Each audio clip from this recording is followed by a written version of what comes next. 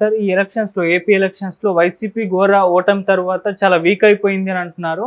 అయితే ఇప్పుడు ఇదే అదను చూసుకొని షర్మిల గారు వైసీపీలో ఉన్న వాళ్ళందరినీ కూడా కాంగ్రెస్ పార్టీలోకి లాగాలని ప్రయత్నిస్తుందని, అందుకే హైకమాండ్ అయిన సోనియా గాంధీ గారిని, రాహుల్ గాంధీ గారిని వీళ్ళు కలిసిందని అంటున్నారు. మరి ఇది పాసిబుల్ ఏనా? నిజంగా వచ్చే ఛాన్స్ ఏమన్నా ఉందా? ఇది నిజమైతే మరి జగన్ గారు ఎటువంటి వ్యూహాలతో రావాలంటారు సార్? ఇప్పుడు ఏంటంటే మనం బలంగా ఉన్నప్పుడు మనతో ఉన్న అనేక మంది మనం బలహీనం కాగానే చెదరపోతారు. ఎందుకంటే నువ్వు బలంగా ఉన్నావు కాబట్టి నీ దగ్గరికి వచ్చాను, నువ్వు బలహీనంగా ఉంటే మాకేం పని నీ దగ్గరికి అనేది అందరికీ ఉంటుంది. రెండోది అవతల బలమైన వాళ్ళ దగ్గర వీళ్ళకి అవకాశాలు ఉన్నప్పుడు అటు జంప్ అవుతారు. అలాగే ఇప్పుడు వైసీపీ నుంచి కూడా చాలామంది జంప్ అయ్యే అవకాశం ఉంది. సిద్ధారాఘవరావు ఆయన జంప్ అయ్యాడు ఆల్రెడీ విడుదల రజనీ జంప్ అవుతుంది అంటున్నారు. రేపు సమావేశం ఉంది, అందరినీ రమ్మన్నాడు జగన్. ఎంతమంది వస్తారు ఎంతమంది రారు అనే దాన్ని బట్టి రేపే అర్థమైపోతుంది మనకి ఎవరెవరు జంప్ అవ్వబోతున్నారు. సో ఇప్పుడు వీళ్ళు ఎక్కడికి జంప్ అవ్వాలి? ఇప్పుడు రోజా ఉంది, మనం అనుకున్నాం రోజా వైసీపీలో ఇబ్బంది ఉంది ఆమెకి. సో తెలుగుదేశం వాళ్ళు ఆమెను కేసులు పెట్టి అరెస్ట్ చేసే అవకాశం ఉంది. ఆల్రెడీ ఒక కుంభకోణం ఆడుదాం అందరిలో 100 కోట్ల కుంభకోణం అని చెప్పి చెప్తున్నారు.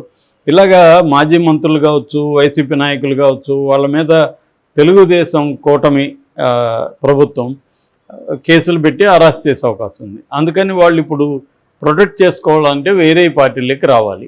వేరే పార్టీలు అంటే ఏముంటాయి? ఆంధ్రప్రదేశ్లో తెలుగుదేశం, జనసేన, బీజేపీ ఉన్నాయి. వీళ్ళు ముగ్గురు కూడా రానిచ్చే పరిస్థితి కనబడలా. ఆల్రెడీ చంద్రబాబు డోర్లు మూసేసామని చెప్తున్నాడు. బీజేపీలోకి కూడా రానియకుండా చేయడానికి చంద్రబాబు ట్రై చేస్తాడు గ్యారంటీగా. ఎందుకంటే ఆయన కంట్రోల్లోనే స్టేట్ బీజేపీ పనిచేస్తుంది, సెంట్రల్లో కూడా ఆయన ఇన్ఫ్లుయెన్స్ ఉంది. కాబట్టి వీళ్ళని మీరు చేర్చుకోవద్దు అంటే వాళ్ళు కూడా చేర్చుకోకుండా ఉండే అవకాశం కనిపిస్తుంది. ఎందుకంటే సెంట్రల్లో కూడా ఈయన అవసరం ఉంది కాబట్టి. ఈ కాంటెక్స్ట్లో వాళ్ళకి ఉండే ఏకైక మార్గం కాంగ్రెస్. సో ఇది షర్మిల అర్థం చేసుకొని, షర్మిలకి ఏంటంటే జగన్ని చావుదెబ్బ కొట్టాలని షర్మిలకు కూడా ఉంటుంది. ఎందుకంటే తనని ఎంత వేధించారో అందరికీ తెలుసు. అందుకని ఇదే అదును, ఈ దెబ్బతో జగన్ పొలిటికల్ కెరీర్ని మటాష్ చేద్దాము అని షర్మిల కూడా అనుకునే అవకాశం ఉంది. ఎందుకంటే పగబట్టినప్పుడు ఇంక పగలు ఇక్కడ వరకే పగ తీర్చుకుందాం, అక్కడ వరకే తీర్చుకుందాం అనేది ఏమి ఉండదు కదా. పొలిటికల్గా కంప్లీట్గా ఈ తొక్కేస్తే ఆ ప్లేస్లోకి నేను రావచ్చు అనేది ఆమెకు కూడా ఉంటుంది. సో అందుకని షర్మిల మొన్న రాహుల్ గాంధీని, ప్రియాంక గాంధీని, సోనియా గాంధీని కలిసింది. సో కలిసి వాళ్ళతో మాట్లాడింది, నివేదిక సమర్పించింది వాళ్ళకి. అంటే తను వెళ్ళకముందు కాంగ్రెస్ పరిస్థితి ఏంటి, తను వెళ్ళినాక ఏమేమి చేసిందో, దాని రిజల్ట్ ఎలా వచ్చింది అనేది ఆమె నివేదించినట్టు తెలిసింది. ముఖ్యంగా రాయలసీమలో పెద్ద దెబ్బ కొట్టాము అనేది ఆమె వాళ్ళకి చెప్పింది. ఎందుకంటే రాయలసీమలో జగన్ ఈ స్థాయి పతనం కావడానికి కాంగ్రెస్ ప్రధాన కారణం. ముఖ్యంగా రాయలసీమలో ఉన్న ముస్లిం ఓటర్స్ ఎక్కువగా కాంగ్రెస్ కేసార్ అనేది ఆమె చెప్పిన నివేదికలో ఉంది. సో ఇప్పుడు వాళ్ళు అది అంతా కూడా కన్విన్స్ అయ్యారు. షర్మిల వల్ల కాంగ్రెస్ బలపడిందని వాళ్ళు కూడా నమ్మారు. సీట్లు వస్తాయని ముందు కూడా వాళ్ళకి లేదు కాబట్టి ఓటు పర్సంటేజ్ పెరిగింది. రెండోది షర్మిల గణనీయంగా ఇన్ఫ్లుయెన్స్ చేయగలిగింది. ముఖ్యంగా జగన్ను ఓడించడానికి షర్మిల కూడా దోహదం చేయగలిగింది అనేది వాళ్ళు కన్విన్స్ అయ్యారు. ఇప్పుడు వాళ్ళు షర్మిలకి ఇచ్చిన టాస్క్ కూడా ఏంటంటే ఈ 5 ఏళ్ళు కానీ గట్టిగా కష్టపడితే మనకి నెక్స్ట్ పర్సంటేజ్ పెరగడమే కాకుండా సీట్లు కూడా వస్తాయి అనేది వాళ్ళ ఉద్దేశం. అందుకని ఆమెను వైసీపీని టార్గెట్ చేసి వైసీపీలో నుంచే లాగమని చెప్పినట్టుగా అర్థమవుతుంది. ఎందుకంటే గతంలో వైసీపీలోకి కాంగ్రెస్ వాళ్ళు వెళ్ళారు. ఒకప్పుడు కాంగ్రెస్కు ఏ వర్గాలు అయితే స్ట్రాంగ్గా ఉన్నాయో అదే వర్గాలే వైసీపీకి స్ట్రాంగ్ అయినాయి. రెడ్డి కమ్యూనిటీ కానీ, ఎస్సీ ఎస్టీలు కానీ, క్రిస్టియన్లు కానీ, ముస్లింలు కానీ, వీళ్ళందరూ కూడా ఒకప్పుడు కాంగ్రెస్కి మద్దతు ఇచ్చారు. వాళ్ళే ఇప్పుడు వైసీపీకి మద్దతు ఇస్తున్నారు. సో ఇప్పుడు వైసీపీ వీక్ అయింది కాబట్టి, తెలుగుదేశం డోర్స్ క్లోజ్ అయినాయి కాబట్టి వాళ్ళని మనం కానీ టార్గెట్ చేస్తే బలం మంది పెరుగుతుంది. నెక్స్ట్ రాబోయే స్థానిక ఎన్నికలు వీటన్నిటి మీద ఫోకస్ చేయాలి అనేది వాళ్ళు చెప్పారు. రెండోది, కాంగ్రెస్ పార్టీ బలపడి వైసీపీలో నుంచి కాంగ్రెస్ పార్టీ లాగేసుకుంటే చంద్రబాబు కూడా హ్యాపీగా ఫీల్ అవుతారు. కాగల కార్యం గంధర్వులే నెరవేర్చినారు అన్నట్టుగా జగన్ని కంప్లీట్గా రూట్స్తో సహా నేలమట్టం చేయాలనేది చంద్రబాబు ప్లాన్.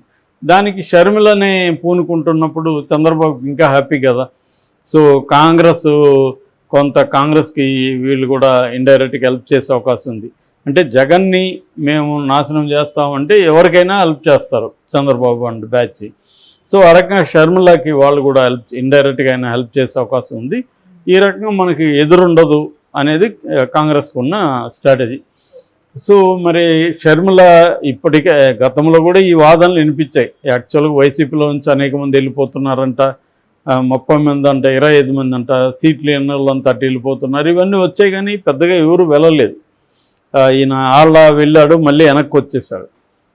సో అందువల్ల ఆమె అనుకున్న ప్రయోజనాన్ని నెరవేర్చుకోలేకపోయింది. బట్ ఎంతో కొంత ఓట్ల షేర్ అయితే ఆమె సాధించుకోగలిగింది. సో ఈ కాంటెక్స్ట్లో ఇప్పుడు ఆమె ఎలా చేయబోతుంది, కాంగ్రెస్ ఎట్లా ఫోకస్ చేయబోతున్నారని చూడాలి. కానీ బీజేపీ దీనికి ఒప్పుకుంటుందా అనేది ఒక వెర్షన్ ఉంది. కానీ ఇక్కడ బీజేపీ ఏంటంటే చంద్రబాబు మాట వినాల్సిన పరిస్థితి, చంద్రబాబును కాదని బీజేపీ ఏం చేసే పరిస్థితి అయితే ఆంధ్రప్రదేశ్లో లేదు. సో అందుకని ఇవన్నీ సమీకరణాలు చూసి కాంగ్రెస్ స్ట్రాటజిక్గా ప్లాన్ చేస్తున్నట్టు తెలుస్తుంది షర్మిల. అయితే జగన్ దీన్ని పసిగట్టాడా అంటే పసిగట్టినారనే చెబుతున్నారు. ఎందుకంటే జగన్కి ఇప్పుడు ఒకవైపు బీజేపీ అండ కావాలి, రెండో వైపు తన పార్టీని నిలుపుకుంటేనే బీజేపీ కూడా రేపొద్దున తన వైపు ఎంతో కొంత సాఫ్ట్ కార్నర్ ఉంటుంది. కంప్లీట్ పార్టీని కానీ కోల్పోతే తనకి చాలా ఇబ్బందులు ఉంటాయి. అందుకని కాంగ్రెస్ వైపు అంటే కూటమి వైపు మొగ్గు చూపుతున్నట్టుగా కొంత సిగ్నల్స్ జగన్ పంపిస్తున్నాడు. అంటే కూటమికి కూడా జగన్ లాంటి పార్టీల అవసరం ఉంది.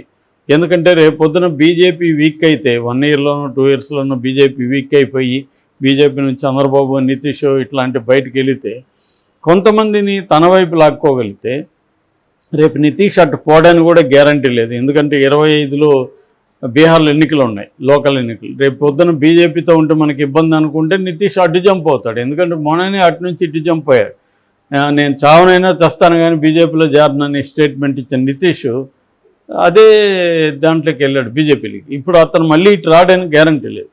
సో అలాగా నితీష్ లాంటి వాళ్ళని కొంతమందిని లాగేయగలిగితే కాంగ్రెస్ ఈ ప్రభుత్వం కూలిపోతుంది. కూలిపోయినప్పుడు ఆల్టర్నేటివ్గా తమకి స్ట్రెంగ్త్ కావాలనుకున్నప్పుడు జగన్ లాంటి వాళ్ళ అవసరం వాళ్ళకు ఉంటుంది.